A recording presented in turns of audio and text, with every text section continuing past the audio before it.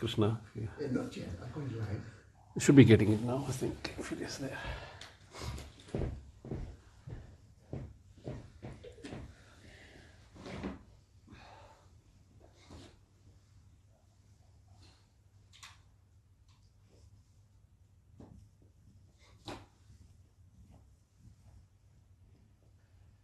Start next year.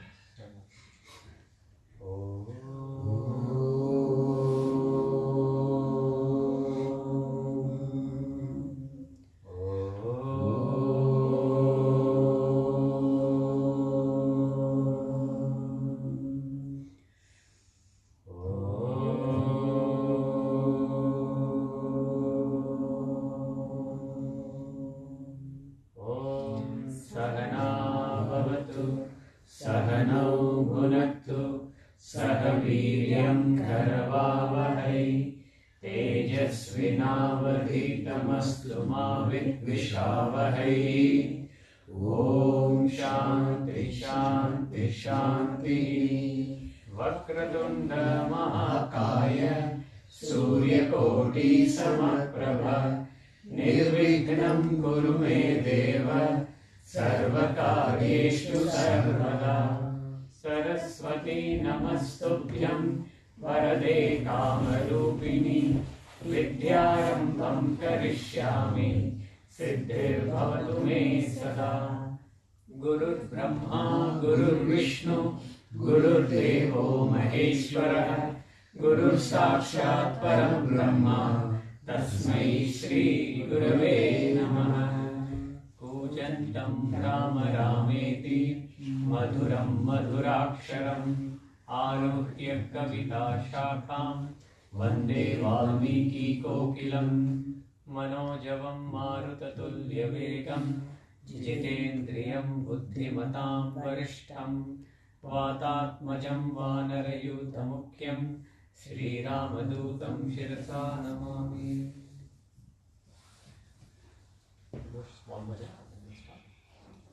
आत्मनिवासी Ram आत्मनिवासी Ram आत्मनिवासी Ram आत्मनिवासी Ram. Dasharath Nandan Ram Jai Jai Janaki Jeevan Ram. Dasharath Nandan Ram Jai Jai Janaki Jeevan Ram. Dasharath Nandan Ram Jai Jai Janaki Jeevan Ram. Dasharath Nandan Ram Jai Jai Janaki Jeevan Ram. अयोध्यावासी Ram अयोध्यावासी Ram अयोध्यावासी Ram अयोध्यावासी Ram. Dasharath Nandan Ram Jai Jai Janaki Jeevan Ram. Dasharath Nandan Ram Jai Jai Janaki Jeevan Ram. अरण्यवासी Ram अरण्यवासी Ram अरण्यवासी Ram अरण्यवासी Ram. Dasharath Nandan Ram Jai Jai Janaki Jeevan Ram. Dasharath Nandan Ram Jai Jai Janaki Jeevan Ram. अहल्योधारक Ram अहल्योधारक Ram अहल्योधारक Ram अहल्योधारक Ram.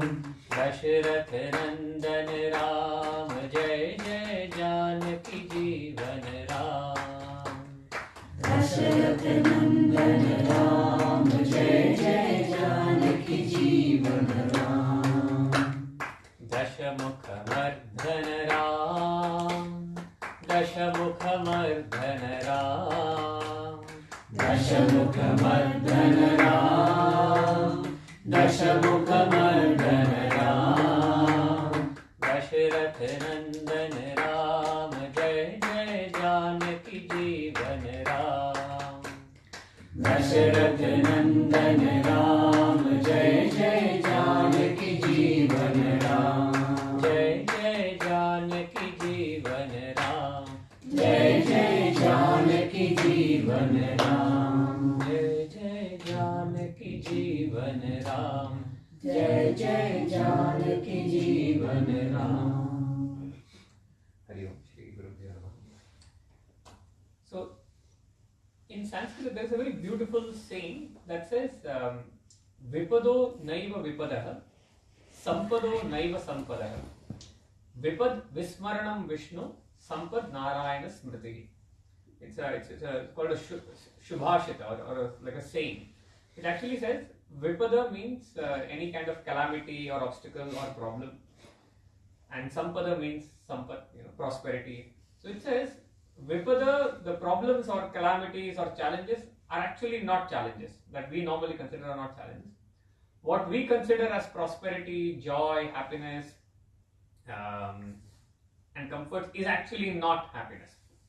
It says the real calamity or the real problem is Vismaranam, Vipad Vismaranam Vishnu.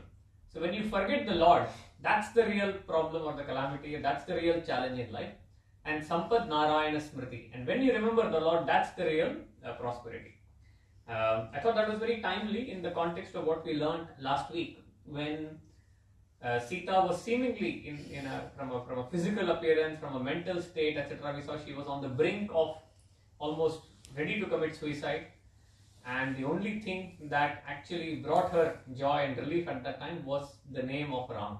So Hanuman, having addressed all the obstacles that came his way, whether it was one of the biggest obstacles of comfort and rest, he addressed that. He addressed through his intelligence, he addressed the Surasa and managed to get out. And he also addressed the Simhika, the demon, and he finally reached and he managed to find Sita.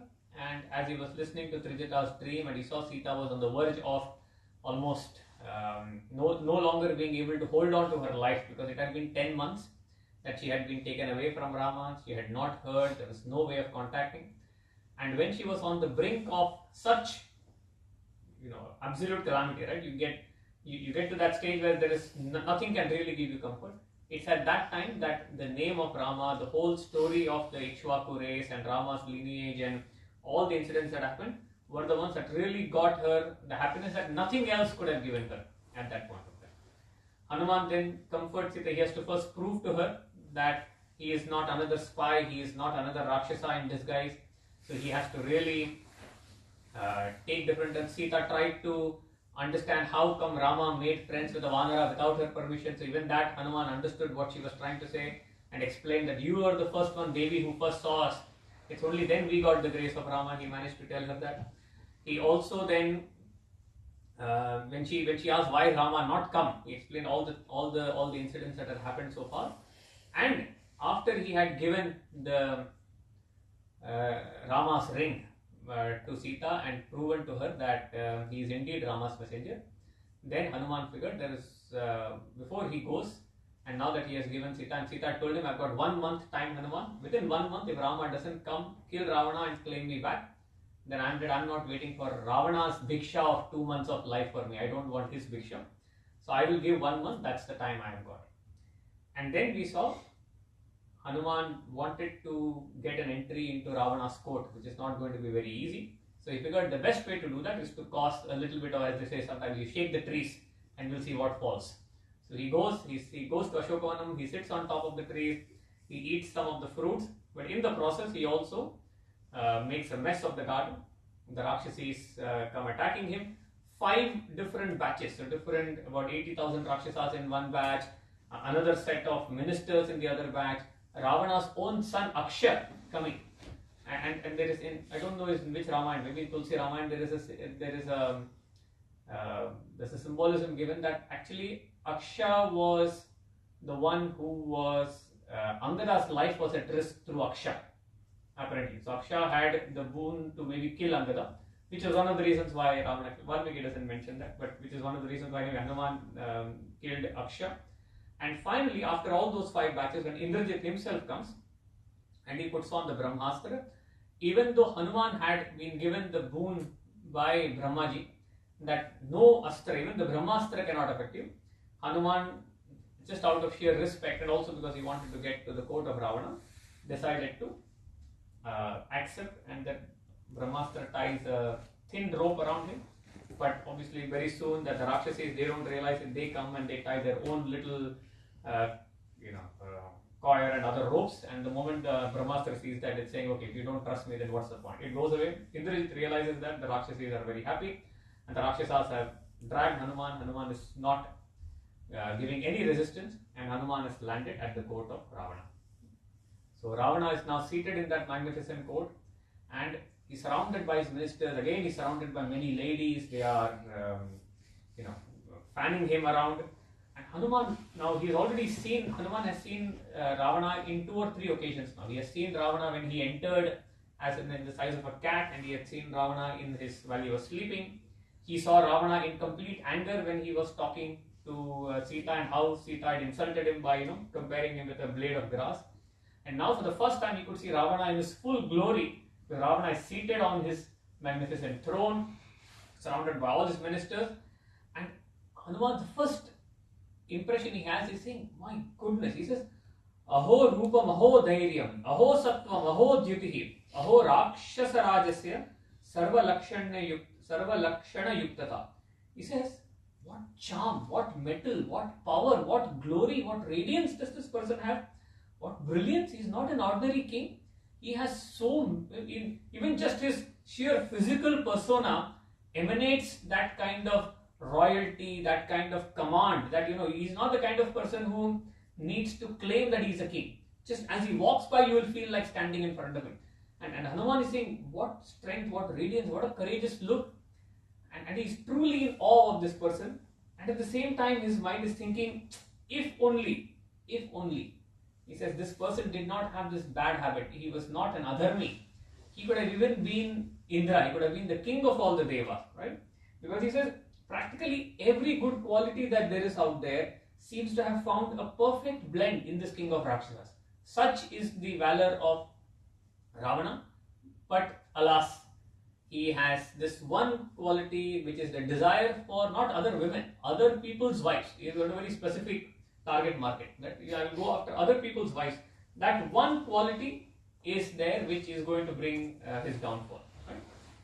Now, Valmiki shifts the camera next to Ravana, and Ravana is now looking into this tiny eyes of Hanuman. It's a monkey out there. Hanuman is still in his relatively tiny form. And for a moment, Ravana is taken aback, and a sudden fear grips Ravana. Normally, this is not an emotion Ravana has ever encountered. Because he has been through many wars, many battles, he has defeated the Devas. Fear is not an emotion Ravana is used to. But for the first time, looking into Hanuman's eyes, a sudden unknown emotion of fear grips him. And he suddenly remembers that is this Nandi by any chance, who had once cursed me that he will defeat me in the form of a monkey. So there the story goes that Ravana, you saw, he's done many, just out of his sheer arrogance, he has done many different things. One time it says, Ravana was passing by Kailash and he wanted to impress some of the people with him to say, I'm so powerful I can even lift Kailash up. So at that time Nandi is out there, Nandi is saying, don't disturb, my master Shiva is there in Kailash at Parvati. He says, who are you to kind of tell me? And that's the time when Nandi tells him that you disrespect, but you are going to pay for this, and I will come in the form of a monkey to cause your downfall. So it says Ravana actually puts his hand under Kailash just to show his prowess, and he starts to lift it.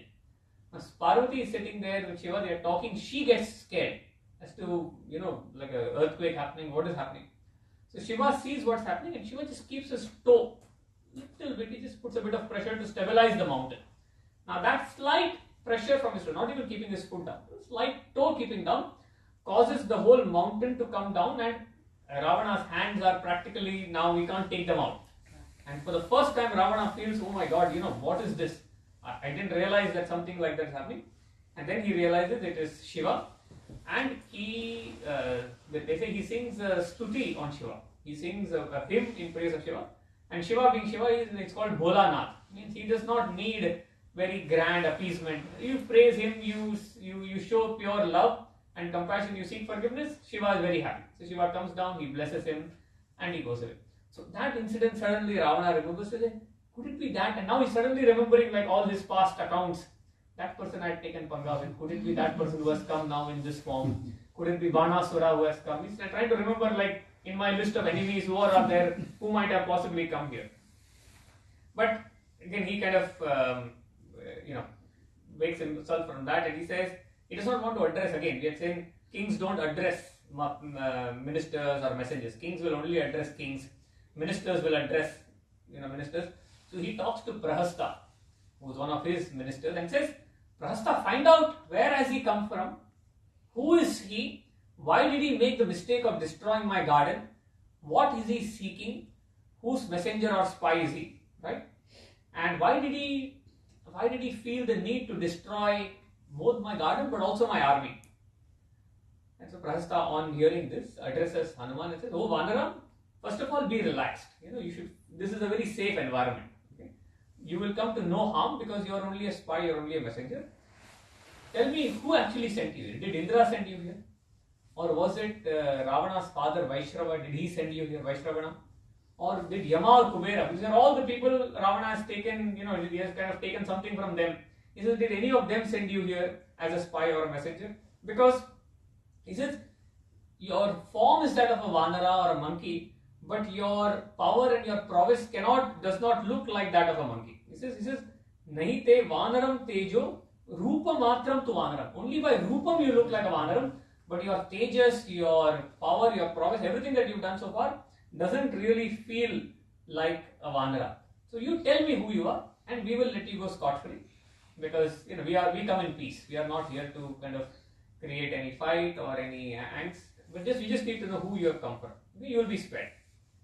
But Hanuman is not interested in talking to Prahasta. The whole purpose of him coming here was to speak to Ravana. So he ignores Prahasta, speaks directly to Ravana, and he says, I have not been sent by Indra, Yama, Varuna, all these people that you have named in your visit. And this is not even a disguise. I am a Vanara by birth.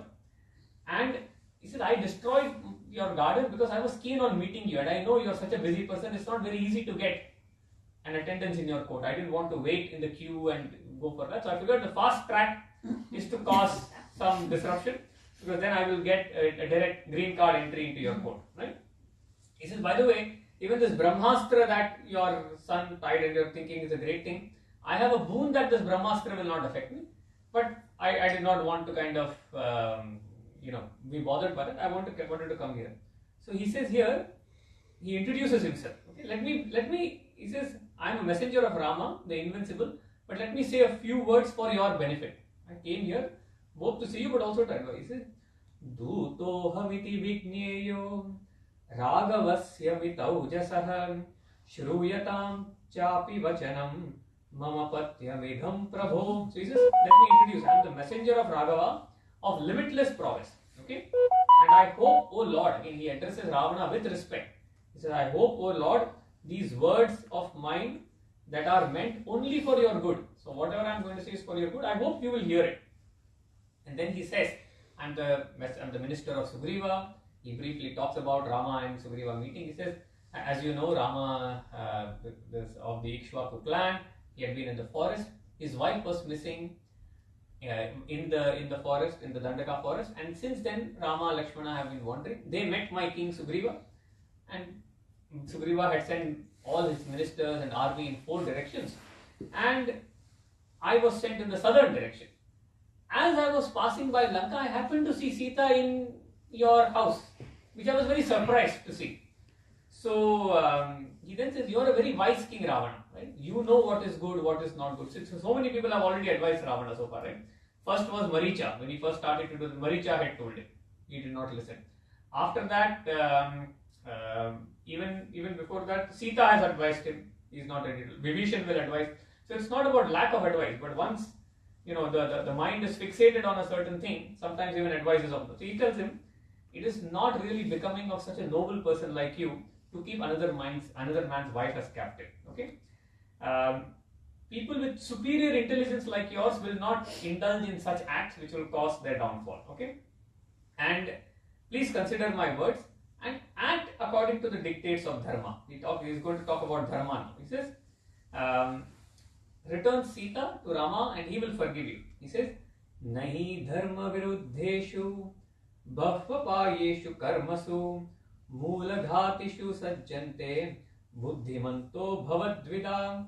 He says, astute ones like you are very, very well known, very well learned, will not engage in deeds that are contrary to dharma. Because there are many perils. The rule of dharma is very clear, right? Which is, why do we say it is the four purushartha? Dharma, artha, kama, moksha. We all want artha and kama. Moksha, we don't, if it is there, fine, but most people don't know. And dharma, actually nobody needs it.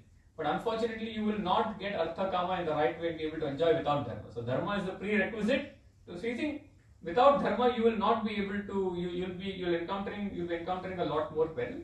He says, this Sita who you have captured and who is immersed in sorrow, she is actually like a five-hooded serpent that you have kept with you. She says she is like the dark night which will swallow the luster and glory of Lanka.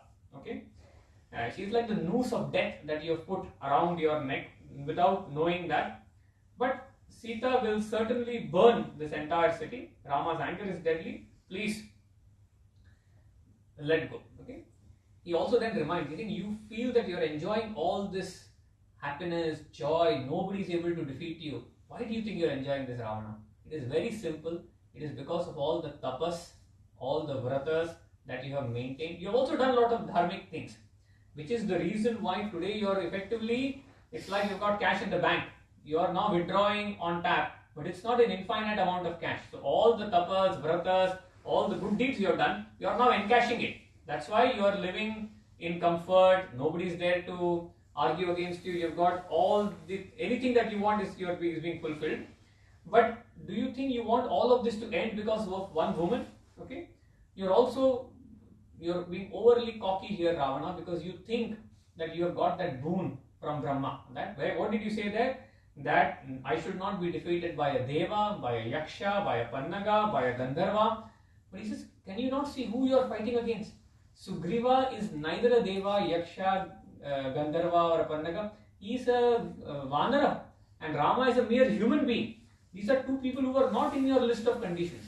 So I am already giving you all the facts, right?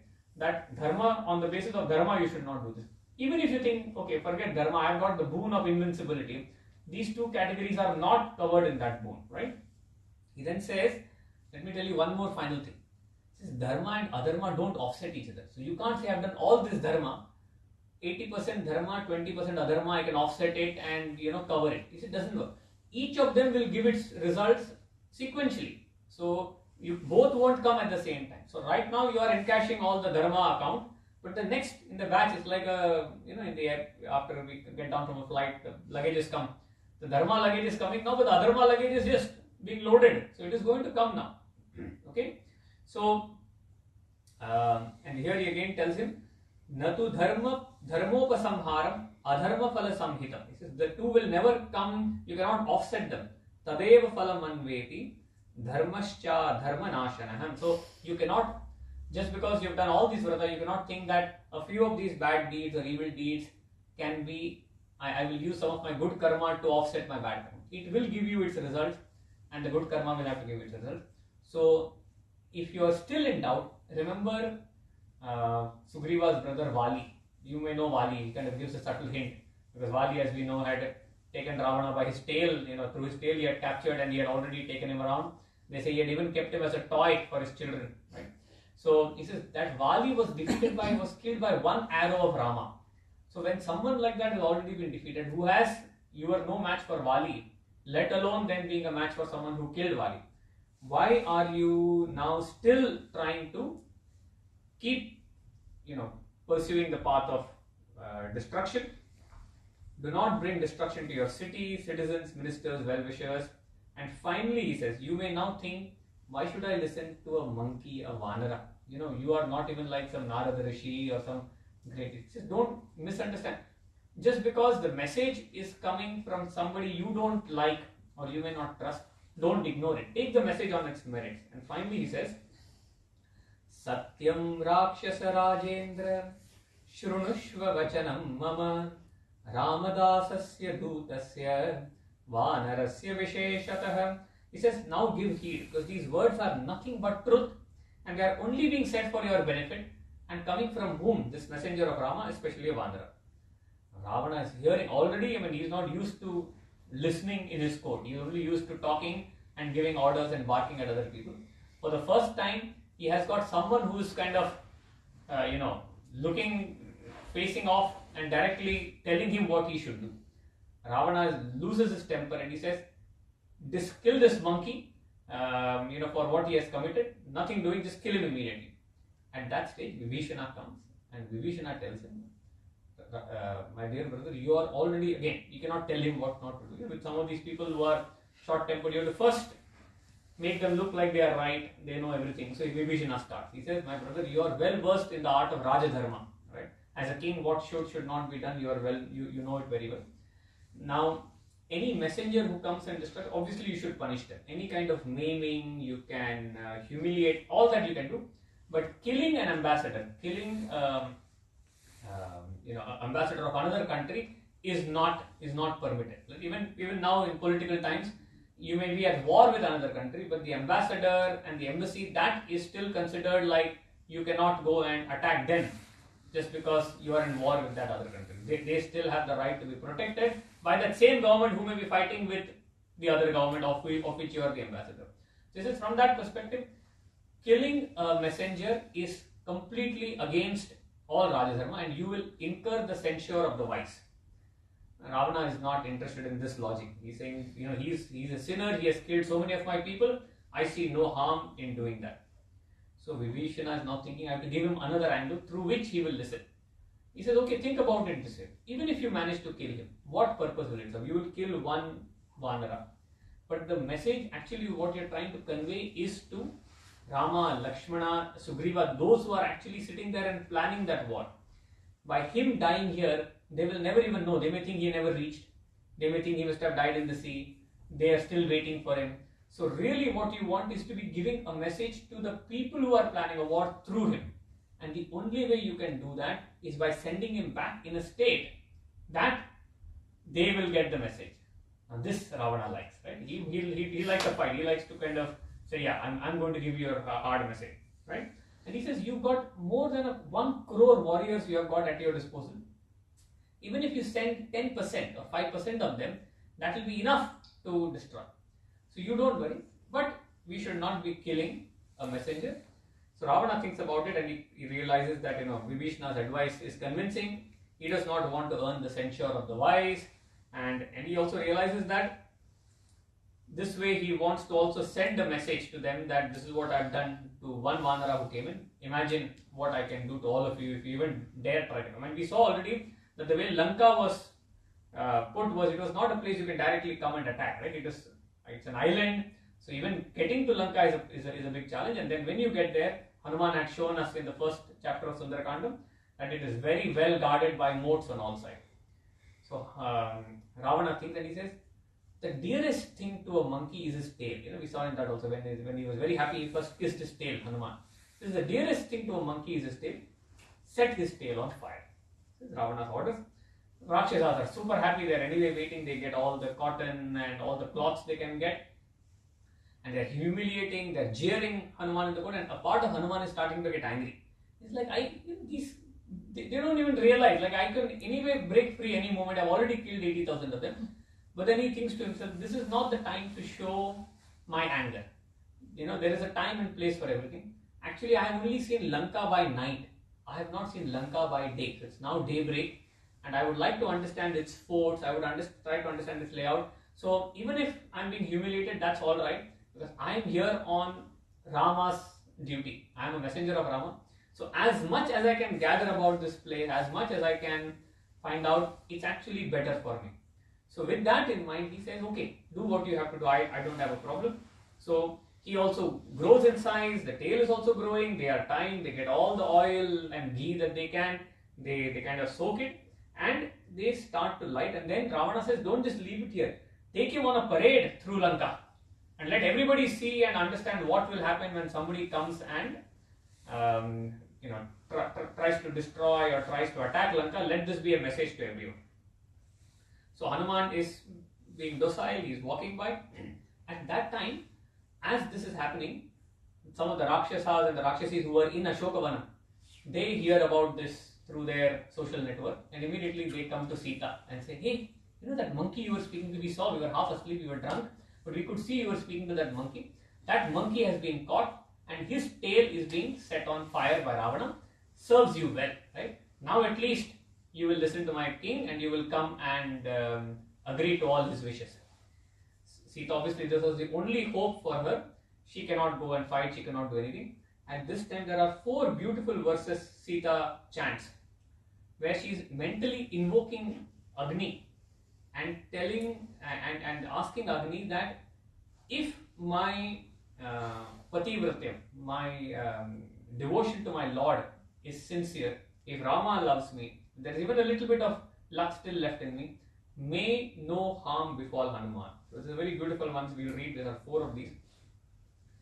Yadyasti patishushruषा yadyasti charitam tapah yadi chatyekapatnitvam shito bhava hanumatah. All of these will end with shito bhava hanumatah, which means may your touch be cool to Hanuman. Right? So she says, yadyasti patishushruषा, if I have served my husband faithfully, yadyasti charitam tapa, if I have practiced tapa, yadi chastyekapatnitvam, so I've been absolutely loyal to him, may your touch be cool to Hanuman. She goes on, she says, yadi kinchidanu kroshah tasya mayasti dhimatah yadi va bhagya shesho me shito bhava hanumatah. If Rama has even little compassion for me and I have any remnants of luck left, shito bhava hanumatah, may your touch be cool for Hanuman. Okay. Yadi mam vrita sampannam tatsama gamalalasam lalasam savijanati dharmatma shito bhava hanumatah. If that dharmatma, that Rama counts me as one with chaste character, pure, yearning to be united with him, may your touch be cool for Hanuman. And then finally she says, yadi mam tarayo dharya sugriva satya sangarah asmad dukkham samrodhat shito bhava hanumatah. If that noble Sugriva who is true to his word is going to get me over to the other end of the sea of sorrow in which I am caught, may your touch be cool for Hanuman. So she is invoking, and Agni promptly, and we were just discussing with Auntie in today's study class that we had, that this is not divine powers. When people have such level of tapas and mental strength, the words they utter become true. Right? We've seen this with lots of great people, and it is not all on the religious side. It is just the power of that word becomes. If I say I will do it, it will happen. So the forces around change, because that person is, for example, something like ahimsa. I will never speak a lie. If that power exists, then anything that this person says will become a reality, because that is the power this person has exercised on that one quality alone. Right? So Hanuman is waiting. He's saying, suddenly I'm feeling like sandalwood paste has been applied on my tail, and Vayu is also nicely blowing. And then he remembers. He says, when I was flying, if a mountain can emerge from the middle of the ocean to give me rest, right? I am here to do Rama, because that mountain is filled with respect for Rama. Then there's no wonder that this god of fire has decided to leave me unhurt, right?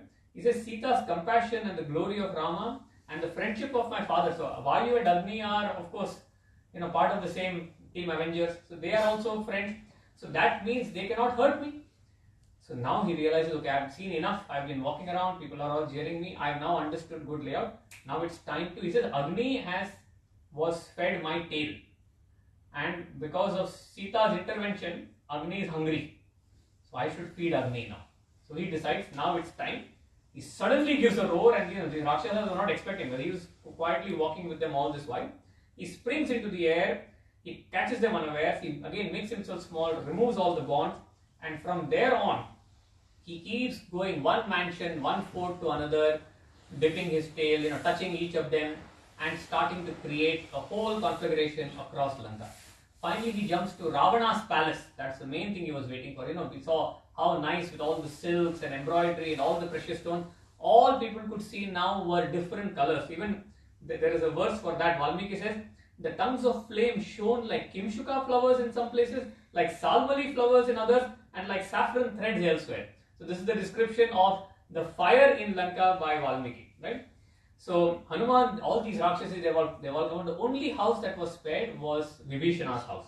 Okay, and he now goes there, and this people are looking and saying he does not look like a person from this world. What is happening? Fear was writ large on the faces of Lanka, and Hanuman now goes. He jumps out of this whole Lanka city. He cools his he dips his tail in the water. He extinguishes the fire, and then suddenly for a minute it strikes him. Oh my God, what have I done?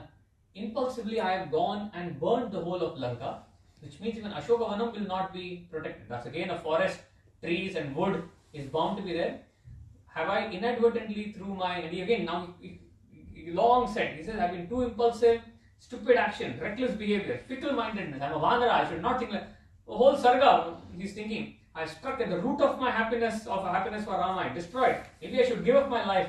What is going on? And then he kind of pauses, he says, actually Sita is not an ordinary person. Sita herself is fire. Okay? We'll see that in the end when Sita merges into fire. So fire can consume anything, but fire cannot consume fire. And if that Rama can protect a mere monkey like me from the fire, what about his own beloved? And at that time, these charanas, these are divine vagabonds or divine, kind of tourists, you can say. They are kind of roaming around and they are talking to each other. What a marvel here. The whole of Lanka is burning, only the Chimshupa tree and Ashokavanam is spared. So Hanuman gets the comfort, he quickly goes to Sita, pays his final respects and says, Mother, I have accomplished what I came here for. I now will go back to Rama. And Sita now says, you tell Rama the message. I'm eagerly waiting. 30 days I'm counting every day. This return journey is much faster. On the way back, Valmiki described all the different things. Return journey is extremely fast. As he's going, Hanuman lets out a huge roar, right? He says, Sarvata kritakaryo sau Hanuman natra samshayah na yasya kritakaryasya nada evam vido bhavet. As he's letting that out, the monkeys can hear something on the other end. He's reaching Mainaka mountain. So he's reaching the other end of that mountain now. Mahendra Parvat, the monkeys and the Vanaras are waiting. And Jambavan says, I can already hear in the tone in which Hanuman has let out that roar, that it is a roar of success. Without doubt, he has accomplished his mission in its fullness. If not, he would never have sounded like this. So the Vanaras are now running in excitement. They are pulling trees, branches, flowers, and they are Vanaras, so they don't know how to express their happiness. They are waving in ecstasy. Hanuman is coming down. He reports back to Jambavan and Angada. And before he starts recounting, he first looks south. He pays his obeisance to Mother Sita. And then he recounts all the events. The monkeys, he says, are so happy. Each of them feels like they have gone there and they have destroyed Lanka. They have hit Lankini. There's no sense of, oh my God, he went there, he will get the credit and what happened.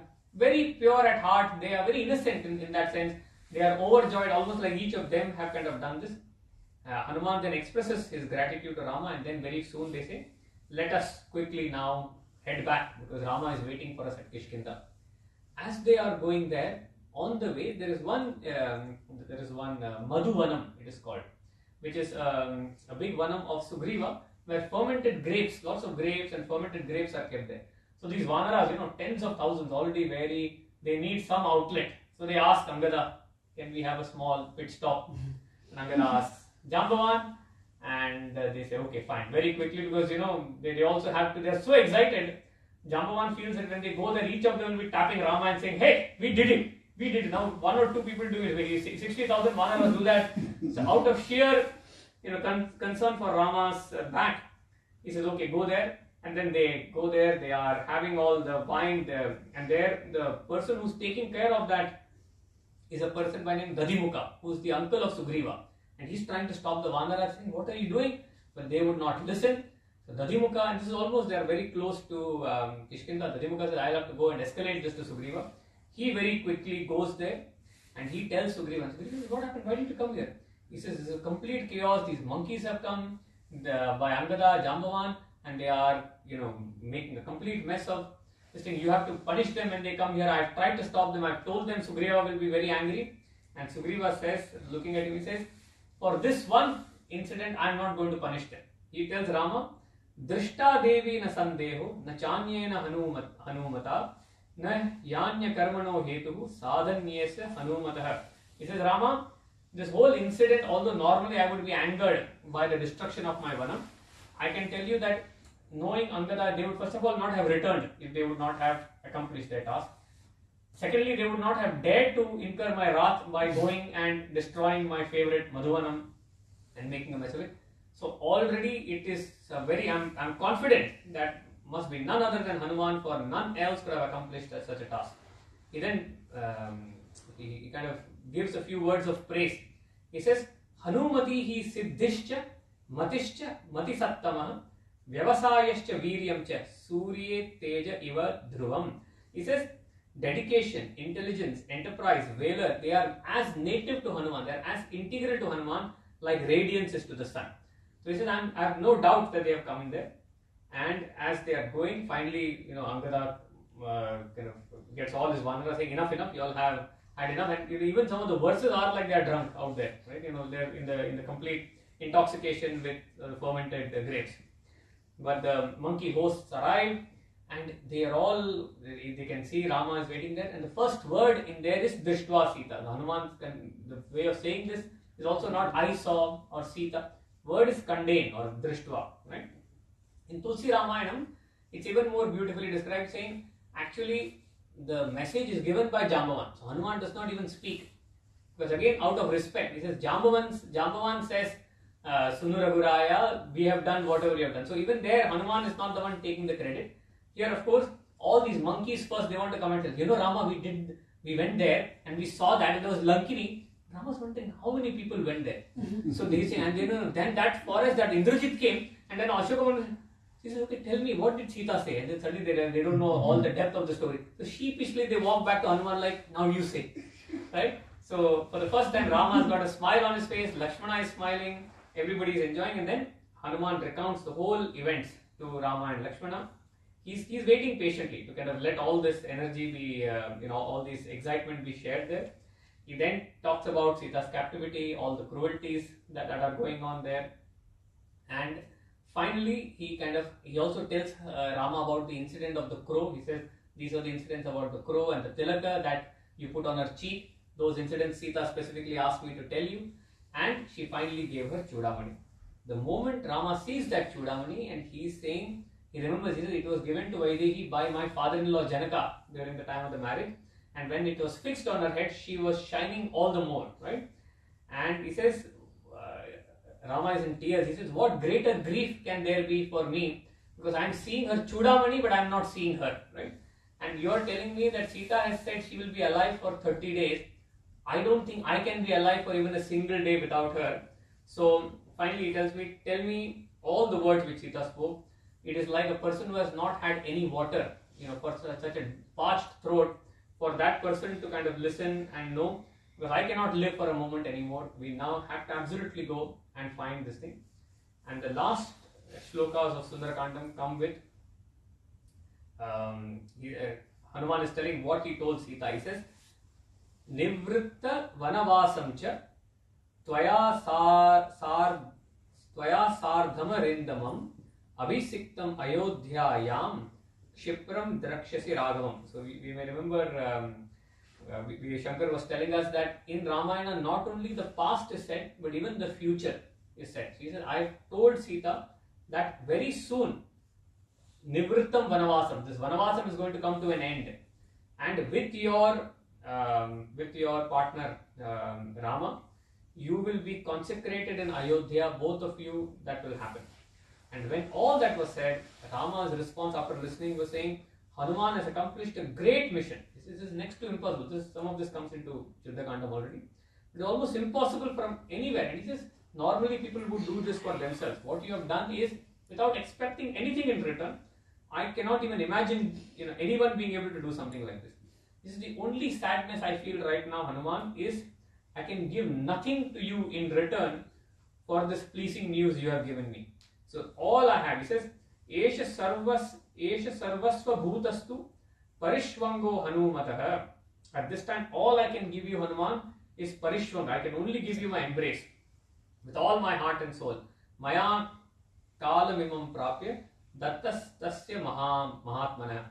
And finally, with every limb of his filled with affection, Rama clasps to his bosom Hanuman, and both of them hug each other. He says, Ityuktva prati rishtango ramastam parishasvaje hanumantam mahatmanam kritakarya mupagatam. So the Sundarakandam comes to an end here with Rama and Hanuman embracing each other, and now they're heading back towards the river, the ocean, where they have to now make plans to how to get to the other side. So very grateful for the opportunity to together chant and learn Sundarakandam. We will close with the Hanuman Chalisa.